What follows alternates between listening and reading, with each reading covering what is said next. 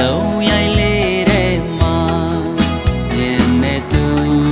မငင်းပဲပါဒီကောင်းလေးတစ်ချက်အငိမ့်မှာ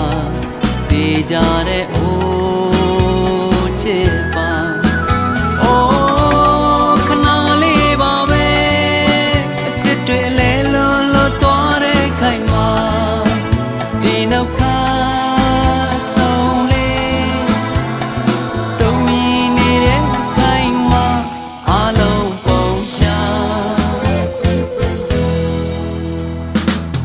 စံညောင်းလေးနဲ့ဘေးမှာ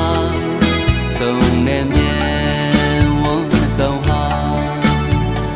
ချိန်တွေတိုက်စား